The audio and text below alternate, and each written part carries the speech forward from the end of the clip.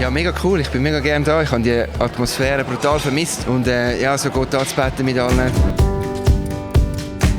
Also für uns ist es unglaublich. Wir haben so lange gewartet, wir haben uns so gefreut. Der Len hat jede Woche gefragt, ob wir wieder kommen können.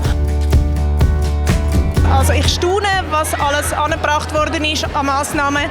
Und ich habe das Gefühl, da kann jeder kommen, ohne Gedanken machen. Dass wir wieder zusammen in der Kirche essen können.